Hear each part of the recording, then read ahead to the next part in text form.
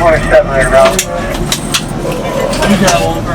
Oh, you see it? Yeah. Smoke showing. Smoke showing, baby.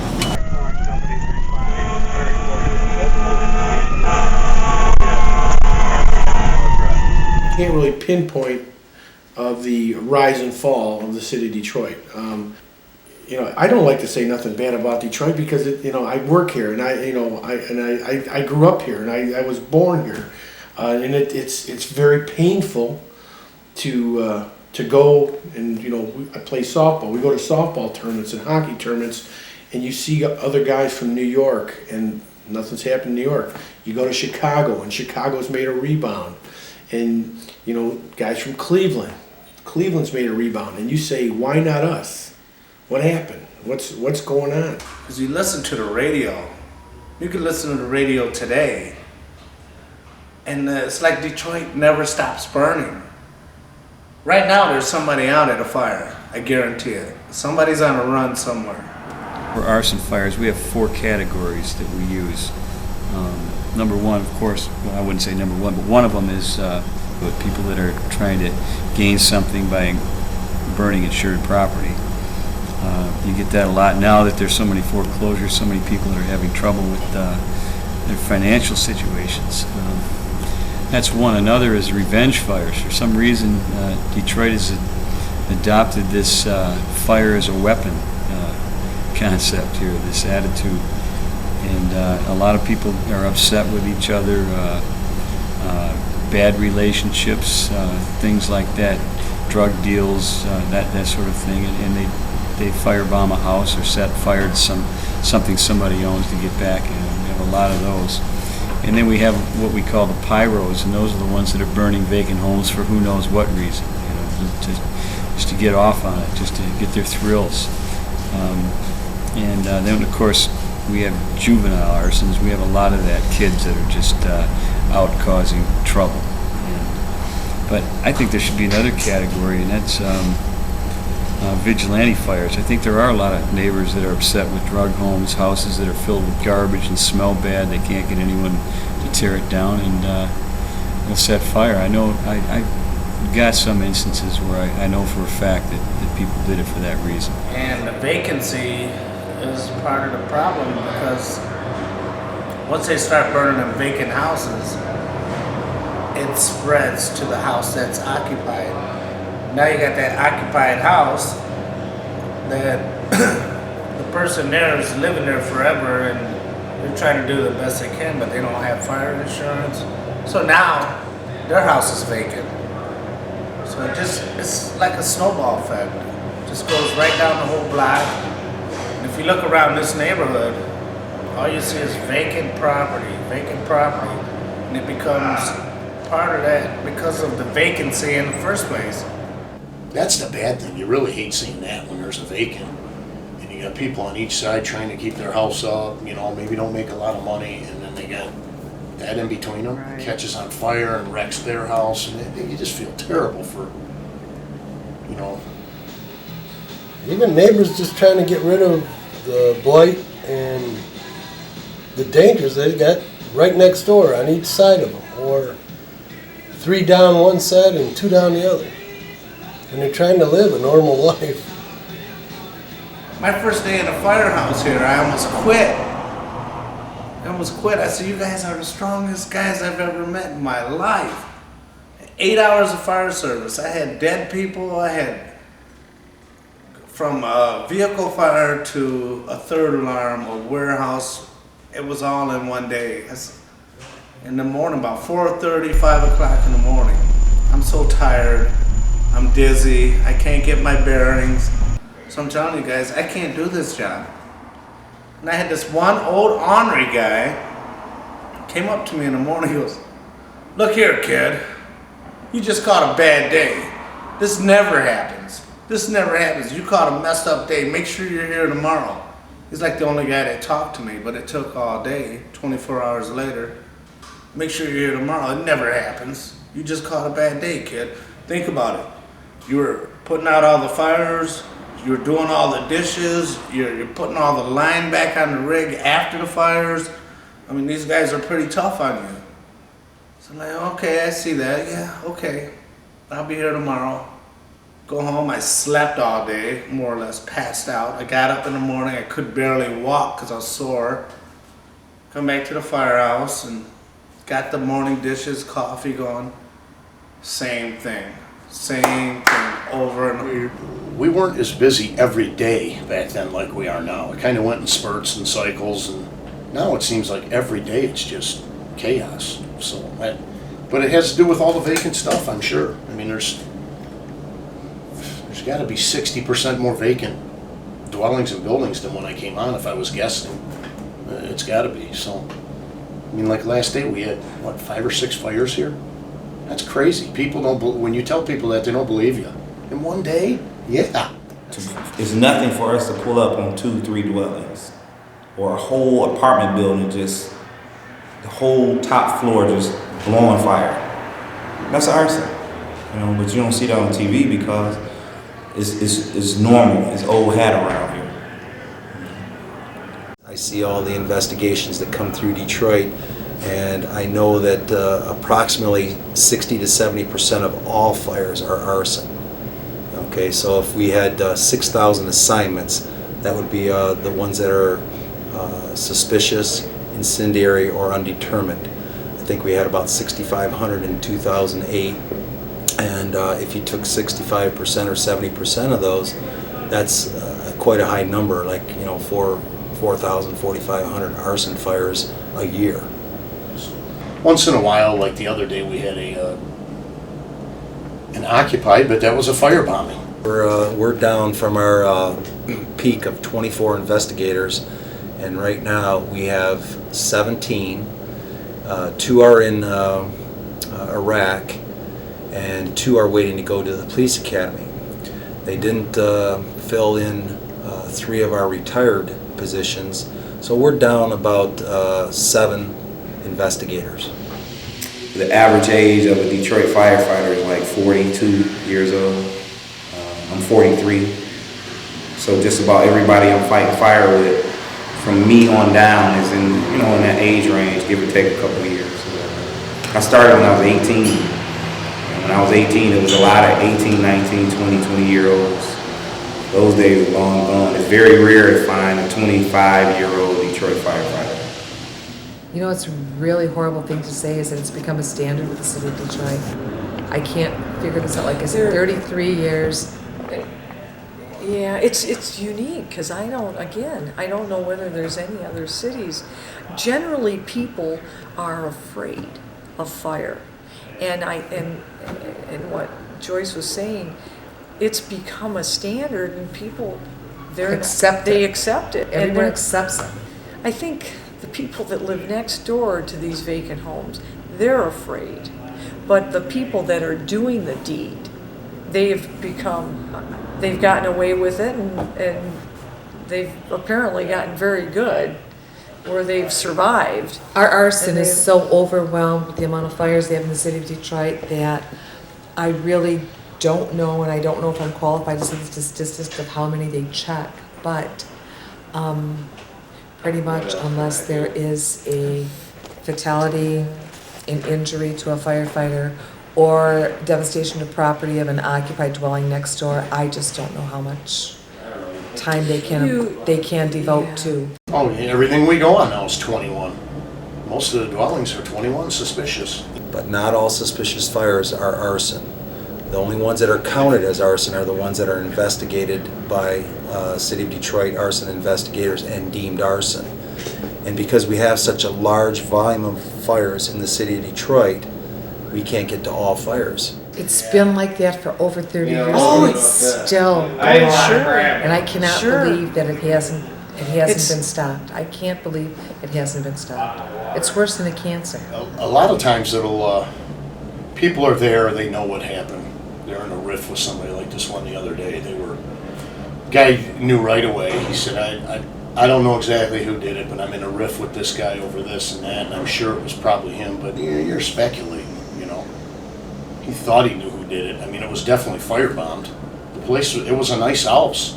I felt bad for the guy, but he threw it right through the window, burned up the whole front room, melted his TVs. I mean, it didn't just accidentally catch on fire. just feel bad for people like that, but you get in these spats and that's how they solve it. I'm just gonna come back and burn you up at night. I don't know why they burn them, but it can't be for insurance purposes anymore because nobody has insurance, especially in the city. It just doesn't make sense. We had one at church last day, on the roof of a church. Who firebombs a church? I mean, you can't make this stuff up, but people don't believe you unless they see it. Like, you've seen it. So, and you know, the bad thing is it just becomes old hat to you. You're like, oh yeah, another firebomb. Or other people are like, oh my God, what? Put gas in a bottle, light a rag, what? It's like, you see so many of them, it doesn't shock you anymore. In the summertime, we're upwards of 20 and above in a 24-hour period. In the wintertime, there seems to be less arson, okay, less suspicious fires. We might get 13 or 14 in a 24-hour period. We get repeat burns.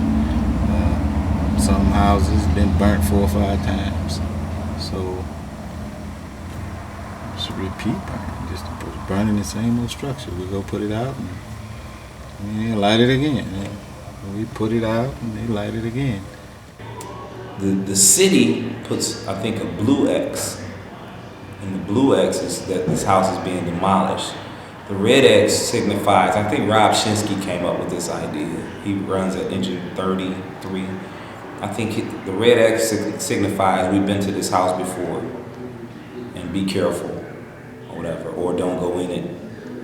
You know, if a house has been burned before, the stability of the structure has already been compromised. You know, if it's a vacant house, we learned from Walt Harris, you know, a firefighter that died in the line of duty, that these houses are not worth it. Most of us do this job because we care about this city and we care about the people who are in it, who cannot afford to move out of it. And we're here for those people because they have nobody else. They don't have the power or the insurance companies that can really, you know, push forward justice or like, hey, look, we've got this problem here. You've got to do something or I'm going to lose the value of my house, you know, with all these burned out buildings that are across the street next door to me and this way, you know, why don't you do something? Those people don't have that. They don't have The resources. They don't. to stop it. No. But when you're in constant danger or in constant sight or your property value always dropping because nothing's getting done because taxes aren't there, you know, it's a vicious circle. It's a terrible circle. I think it's a phenomenon that isn't seen anywhere else in the world. Nobody goes out and burns their own city. There's so much land to cover and not enough resources to cover it. And then the amount of foreclosed homes and everyone needs a home. Yeah, you could buy a house in Detroit for an awesome price. $1,000, $100, $5,000, and they aren't bad houses. But if no one else cares, we got houses here that have been literally ruins for 10 years. The way that the times are, they're short $300 million in the city of Detroit, and they have to cut in all areas. When they do the tally for Devil's Night, you know, they say it was only maybe 300 runs in a 3-day period. Well, those 300 runs is not including EMS runs. Those are fires. That's a lot. Where are you from? Long Island, New York. Oh yeah? This your first time here? Second. Second? Last year I was with 50 with Lieutenant English. Oh, okay. This is my second time here with the greatest bunch of guys you could ever think of. Oh, that's 27 nice. and 80. Make you feel like I'm just at home. And some work to boot. We do this on a frequency higher than probably any other department in the country. And in fact, if you were to ask other departments around the country, that have been there and have watched us through the Angels Night period. The guys that were just in this past Angels Night from Worcester, Massachusetts, they said that, you know, they've seen guys in Chicago and New York, and they said that we're the best, which for us to get a compliment like that, you know, we know it, but to be able to hear it from somebody else, it helps our morale to hear that. And I guess it's anything. If you're a heart surgeon and you do, you know, 300 open heart surgeries a year, you're going to be good at that. So that's how I feel we get good at it, is because we're doing it every day. I mean, But I would agree with that 100%, that kind of keeps your edge for that one time you do have to go in there and maybe find somebody. I mean, if you stand and fight fires outside all year long and all of a sudden somebody's in there, you could lose that. You know, you just keep doing it and it's kind of repetition, and boom, you have no problem then when you really got to answer that bell. They like to put out the fires as quick as possible so that they can get back into service and be ready for the next one. They usually don't want to sit around and watch a large structure burn, you know, for maybe 2 hours, 3 hours. You know, it's taking up all the manpower, and while they're there watching that fire, there could be another fire that's just starting. So usually in Detroit, that's not a common thing. I have seen it before, especially a dangerous building that has no chance of extending to anywhere else. The chief does have a discretion to do that. Probably should let more of these burn and fall right into the basement, because the city's not going to tear them down. the so-called vacant dwellings, they're not vacant, they're occupied by squatters. So, you know, you always have to keep that in the back of your mind, that it looks vacant. They say, you know, on the radio, fire report in a vacant dwelling may not always be vacant. But if it's vacant, you know, nobody's gonna be there standing outside, no cars in the driveway, no toys in the front yard, you know, no electricity on, windows missing, bricks missing off the side of the building, missing doors. Just a lot of signs, a lot of things you look for that, like I'm saying it to you, and I'm saying it in a slow way, but when you pull up at a fire, everything I said to you might take 30 seconds, you know, to figure out. A lot of times, just through experience, when you get one vacant dwelling and you get the same address or the same location, you kind of pretty much know it's still a vacant dwelling.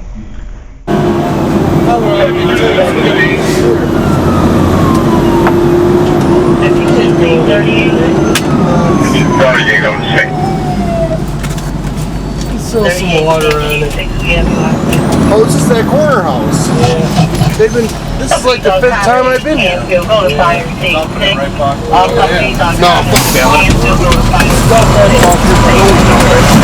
There's nothing to pull up at a house, and the people that live in that neighborhood know this is a vacant house.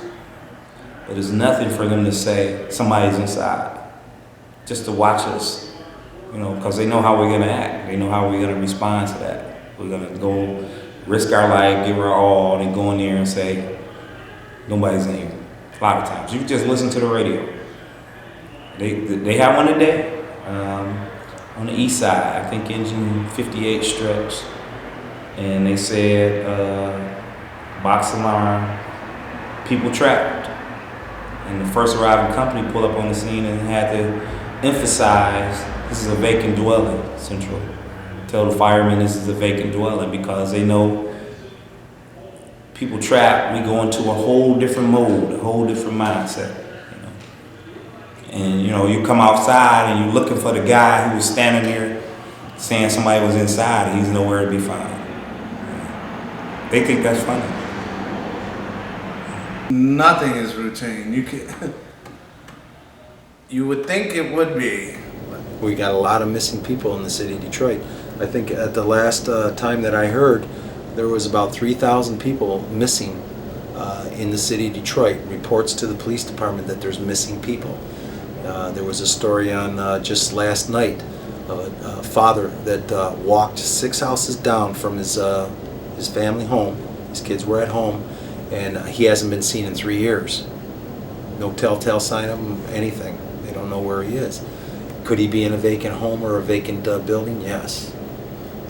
I think there was a huge response, but there's different priorities. That's what I think. I think the city has dropped the ball years. I mean, they haven't even cared about dealing with anything because they don't really value the citizens of this community.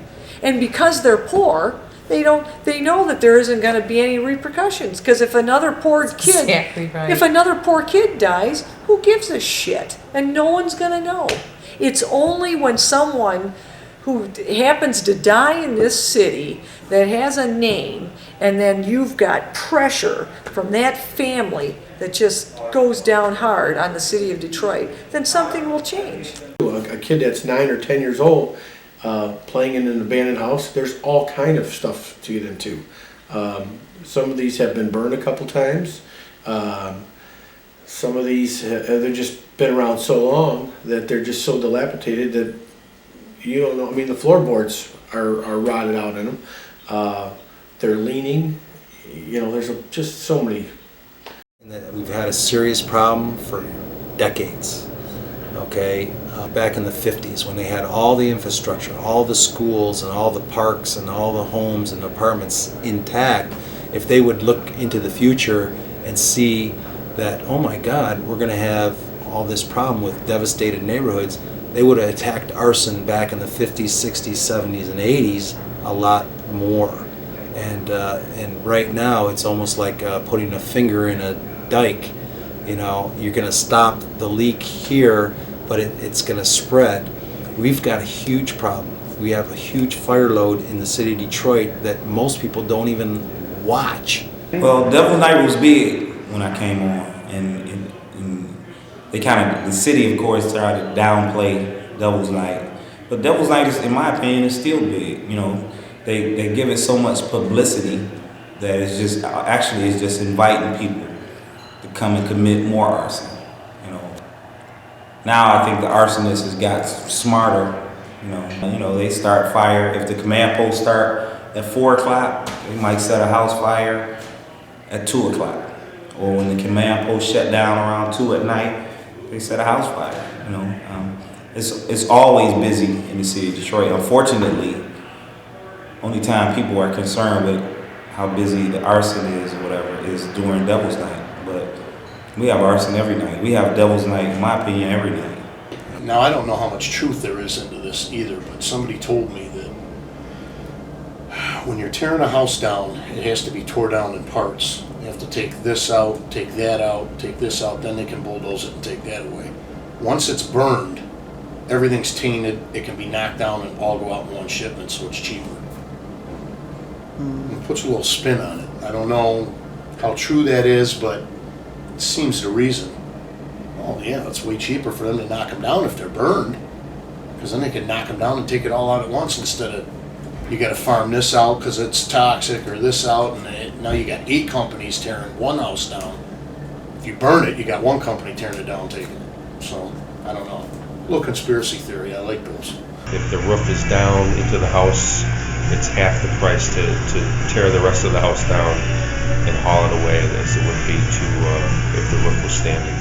That's why some of the suspicions that the firemen have in the city of Detroit is that a lot of these fires in vacant houses, they're on the demolition list. A demolition guy will bid with the city to tear down that house. If he puts in a low bid and he gets the bid, he might decide to burn it. So this is why firemen are suspicious of demolition crews, the ones that are getting the contracts. If you're anywhere familiar with our old administration, he had close ties to someone that was in the demolition business, and there was always talk that he's the ringleader in lighting a lot of these fires. Okay, was any of it ever proven? No. Did anyone ever come forward? No. Okay, people are just glad that they're gone.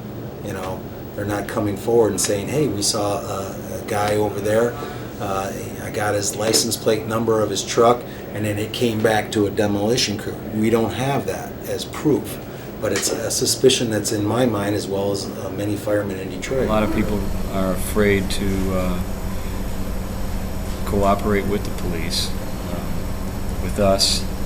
They're afraid of retribution from the criminals, from the arsonists, and for good reason.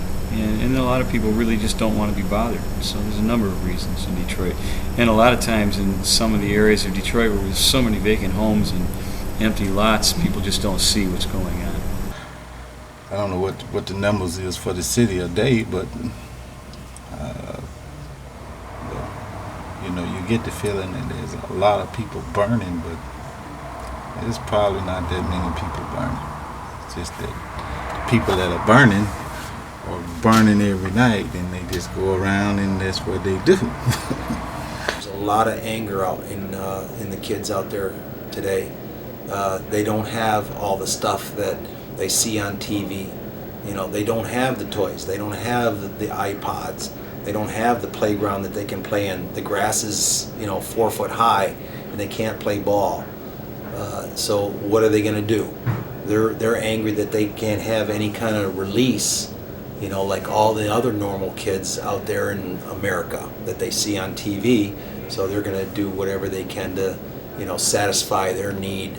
It affects the children, the kids of the neighborhood, that, if for, I believe in a value system, if this is left to be, this abandoned, burnt out house here, if it's left to be, and now the drug man's in there, the adults are supposed to be taking care of this. Well, kids looking up to adults, well, if they're not taking care of it, then that's the thing that'll settle into, well, why should I care, or why should I even, whatever, because it's left like this, they must not care. And then, of course, after so long, that just becomes the norm. This is the way it is. As they get so accustomed to seeing negativity all the time, that they think that that's socially acceptable, that it's okay to live next door to abandoned houses. It's okay to have no swings on the swing set at the playground. It's okay to hear gunfire at night. It's not okay. None of those things are okay. I think they grow up thinking that's the norm. It's very, very sad. I feel so sorry for the children in the city of Detroit. They grow up thinking that's the norm. Like I said, I grew up here. This firehouse, I used to come to this firehouse when I was a kid. I used to ride my bike up here, and I used to play with Bear and the dog. It just, my mom wanted to come. I go, Ma, if I brought you down here, you wouldn't even recognize. My mom grew up right down the street here on Dwyer, and I grew up on Dubé. There's 3 houses left on Dubé. I just drove by there. We had a fire there 4 blocks from there last week, and there was 3 or 4 houses left on our block.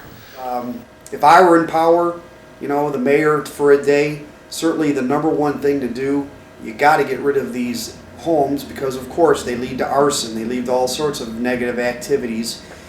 How can you have pride in your neighborhood when you have burnt out shells of these places littering the place? How do you plan to get outside investment to come in here and invest in the city of Detroit? Well, when they're driving down here, they're looking at all of this mass destruction here. Well, I personally would like to see them pretty much all gone, if that's possible, if anything like that is ever possible. Well, it'd be a whole lot safer, that's for sure, for everybody, us citizens. Everybody. I don't even know. I don't know where you would start. I really don't. There's so much vacant stuff out there. I just don't think. I would think that we should try to save the neighborhoods first. The industrial areas, we should try to develop them.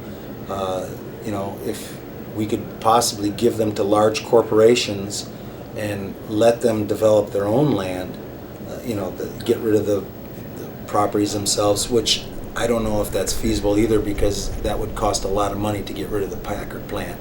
Is a business going to want to buy that Packard plant and do all the reconstruction, demolition, and everything like that? But the neighborhoods where people live, one burned out shell, has a stigma where, if they just got rid of that house and it was a vacant lot, I think it would help the neighborhood rather than have that sit there for 5 or 6 years. It would be cheaper to do that one house. You might be able to do 50 houses rather than one large commercial building.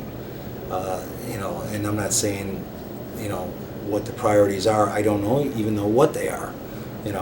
I would say that the squeaky wheel will get greased, and if there's someone that's constantly calling the neighborhood city hall or downtown, the mayor's office, complaining about a certain house, they might get more attention than if someone like lives on a block with 14 burned out houses, you know, and they're not saying a thing because that's the norm. It's been like that for 10 years and nothing's ever got done, so why should they even call? You know, no one's been accountable and everyone blames everyone else.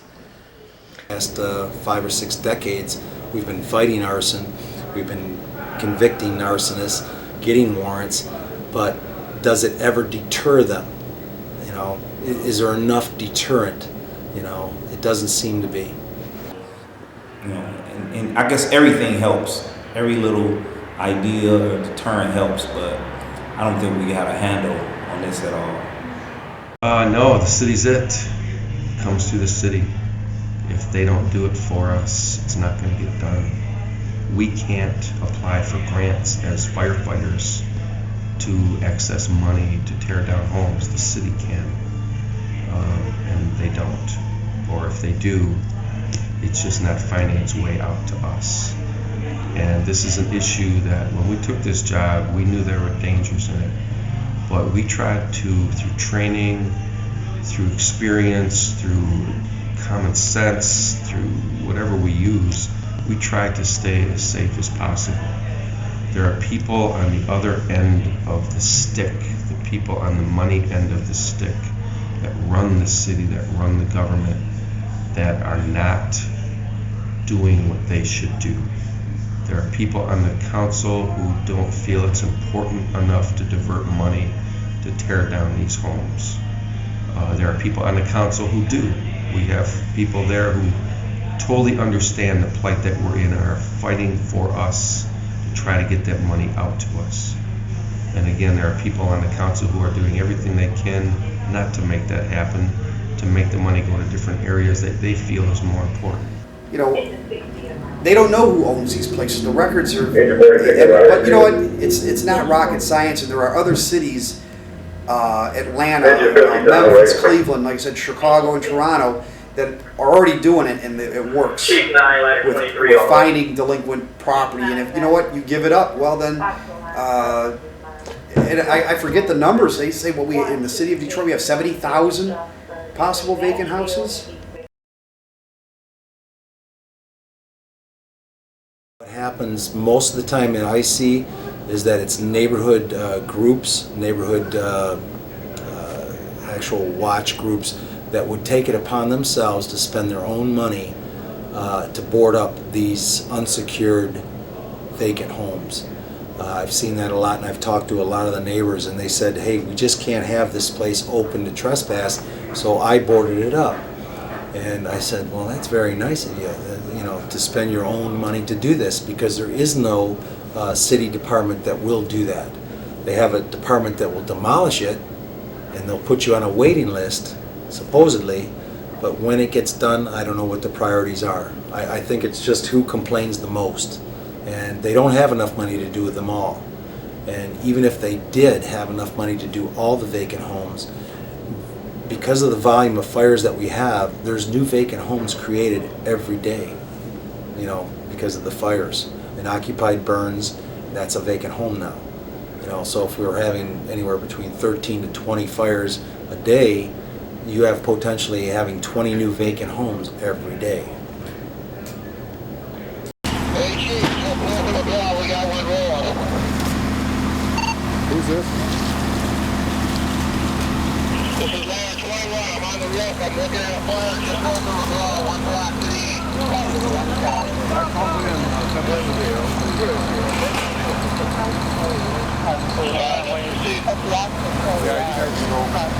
going to tell my release you guys. These men here have kicked in money and union dues and legal costs and stuff like that to try to maintain the level of service. We're fighting the city to maintain service. You know, you'd think that they'd be wanting it as much as we do, but here we are fighting them to keep the level of service up for the people that are left in the city. And That's when I talk about these people being dedicated and not only loving their job, but, you know, walking the walk. They don't just talk. I mean, they're putting their own money out. They're risking their lives. It's gotten worse. It's not, I don't see it getting better. But when do you hit bottom? If the media would agree to do this, to show an arsonist that was caught and convicted and going to do 17 years, he should tell his story on camera, and it should be like, please, if someone asks you to burn something, don't do it. I was asked to do that and I got caught. Okay, please don't light arson fires. You know, it caused someone to die. You know, a firefighter, a good man, a family man, a religious man, a well-loved man by everyone on the fire department. So this could be used as a deterrent to convince others that are thinking in that way. Although when you're desperate, you're not thinking like, oh, it could kill somebody. You're just desperate to get out of the neighborhood. There's drug people living on the street and dangerous criminals. I can't sell my house. No one wants to rent it. You know, what am I going to do? Am I stuck here? My kids got to live somewhere and be safe, you know, and I just can't stay in this neighborhood. What are they going to do? Walk away? In Detroit they have. They've walked away. Is it because of their financial circumstances? They've lost their job and they can't afford their house? Some of it, yes. Or is it that they want to walk away from their house because why should I pay for a house when I can't get the police to come when I call them? You know, I've got trash everywhere, drug people everywhere, crime everywhere. I have to feel safe when I'm at my house. When I'm at the firehouse, my family has to be extra safe. And when you can't provide police protection, and it takes an EMS unit, 13 minutes to get to where they have to be, or now it's taking us 8 minutes to get where we have to be because somebody can't balance a checkbook. You know, I'm going to go live someplace else. I'm going to go live someplace that can provide me those basic services. That's like building a house and not putting a roof over it. You need that protection, and that the roof of the city is public safety, is the police and the fire and the EMS department. And when you don't provide that for the person that's, well, should I go to Warren or do I go to Detroit? I'm going to go to Warren. They're going to have. You know, I tell my wife, if something happened at our house, call the fire department. Because a couple things are going to happen. The fire department is coming right now, and they're going to come with a lot of noise and a lot of people. You know, that's bad to say, but that's the truth. You know, you might call a police officer, and because he's so busy, or because they don't have enough cars, he might come 3 hours later. You know, you call Detroit Edison, because you got an arcing wire in a tree. They might come a day later. The fire department is coming within 6 minutes. That's something to think about. I think the number one priority for the city of Detroit should be to decrease the number of fires. And how can they do that? They can't do it by public relation. You know, no matter how often you go on TV and say, you know, let's stop the fires, here's Crime Stoppers, this, that, the other. You need active police patrols out there to get people off the street, suspicious people, the ones that are stripping the homes. Because a lot of times they'll strip the home and not even turn the gas off, so that there'll be a structure filling up with natural gas, because they're not going to take the time to shut it off. They just want to get that hot water tank out and get out of there. And then in a few hours, there's an ignition and an explosion. Okay, if the police were out there, if there was more police, getting those type people, you know, even though it's not a high priority crime, stop them from stripping the homes, stop the juveniles from being on the streets. We could maybe cut out 25% of the fires. Then we could concentrate on either tearing down the homes or rehabbing them. Sometimes it's not the money. Sometimes it's not where you stay at. It's the camaraderie inside of the walls of the firehouse that make Detroit Fire Department a good fire department. You know, like we're just like brothers and sisters when you're growing up. Best is the camaraderie, for sure. There's nothing like it. I mean, just, Well, there's a lot of good memories.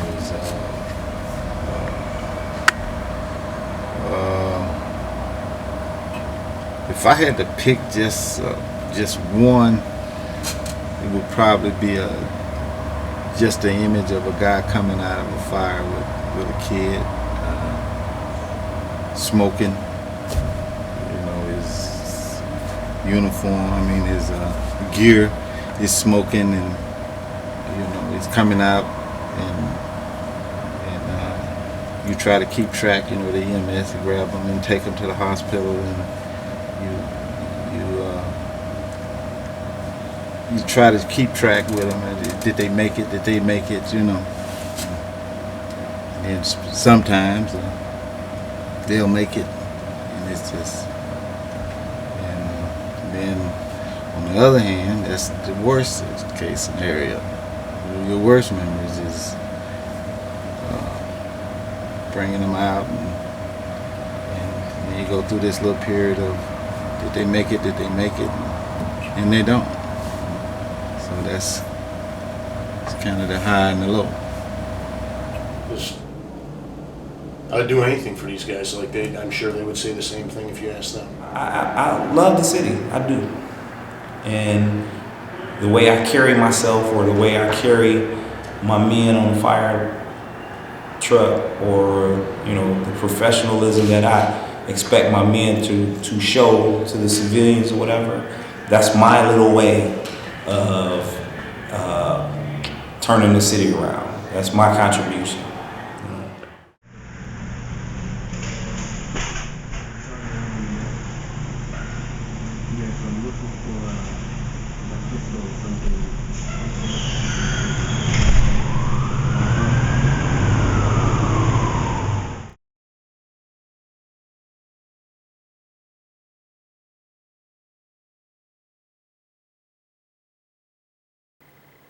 G6 to Central. Send EMSs immediately. We've had a building collapse. Firemen down.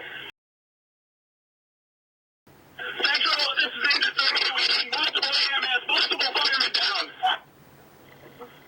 Second alarm, East Jefferson and Dickerson. East Jefferson and Dickerson. We have a commercial building that has collapsed. We have firemen down. Engine 58, we have you en route. All companies on the second alarm will be on fire scene 6. Fire scene 2, keep 9.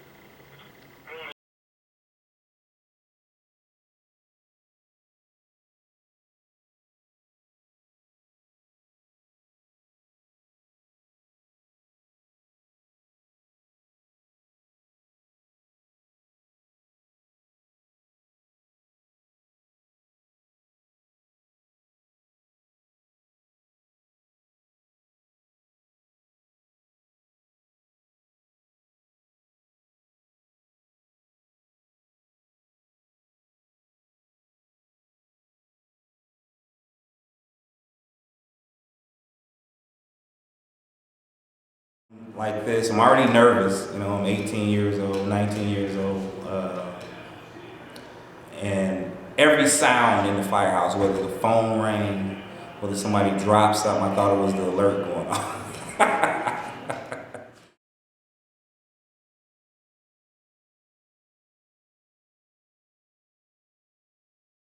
When the bell goes off, and especially at first, you know, I'm like, wow. You know, I would suck up all the air out of my tank as soon as I got there, because I'm all hyped up and all excited, you know. And I used to have to work with myself and try to calm myself. You know, even though the rig is, you know, moving fast and everybody's throwing on their gear, you try to learn. You know, I'm in the fitness and all that, so I try to learn how to control my breathing to calm myself so that I didn't expunge all my air, so that I could, you know, try to complete the job before running out of air, which is very, very hard.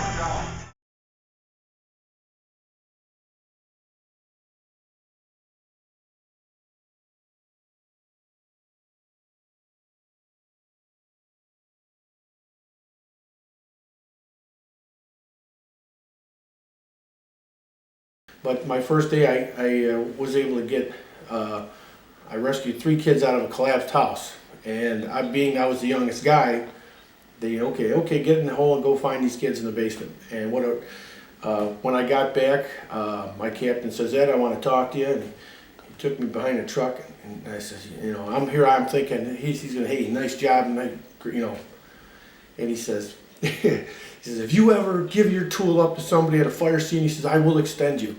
And so, it was just a total 360 from what I thought I was going to get. I'm here, I'm going to get, hey, had a boy, to don't do this again. This is, I don't want to ever see you giving up your tool at a fire scene. And it was shocking. So, but I never do. I still to this day, as a lieutenant, if I got a tool and I'm using it and someone says, hey, give me that Halligan bar, I go, I got it, what do you need?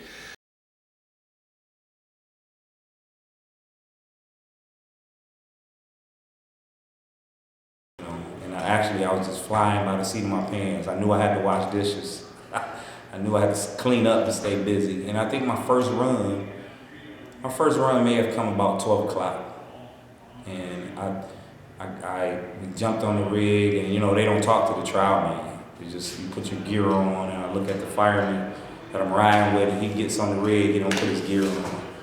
And I took from that it wasn't a serious fire, and it was a false alarm. And then my second fire was a car fire or something like that. I didn't have my actual first good fire until maybe about 8 or 9 o'clock at night.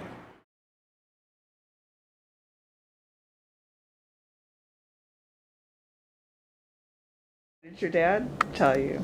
He just told me, he goes, hey, that's it's not normal to run in somewhere that's burning and people hanging out of windows, and yeah, it's going to upset you, and you just got to take time and you'll get used to it, and you do. So that helped.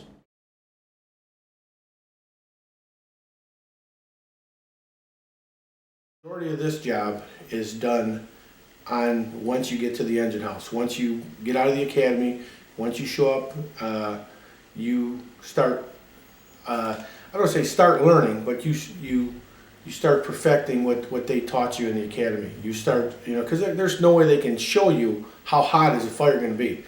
The first time you get your ears burned up a little bit, they can't show you that. There's just no smokehouse or environment they can put you in, and they don't know, how hot it is. If you got to go and get somebody, how much heat can you take? How much heat are you willing to take to go get that little kid that's in that back bedroom?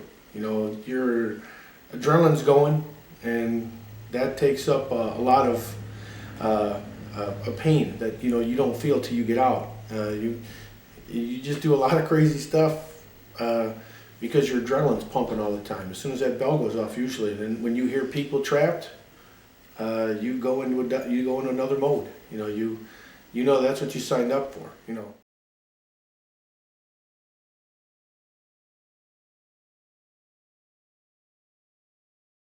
Really helped me to go to one of the busiest companies, because you don't have to say anything.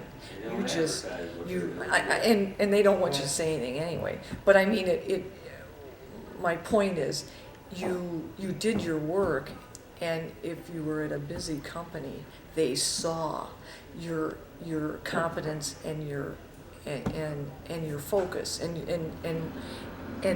the fact that you were serious about what you were doing. I mean, I think that's what, and that doesn't come with a slow engine house. If you're not getting the fires, you're not doing the job. And the more they saw you do the job, the more comfortable they became at working with you. It's all about that. It's all about you gaining experience and them seeing that and seeing how serious you were about the job.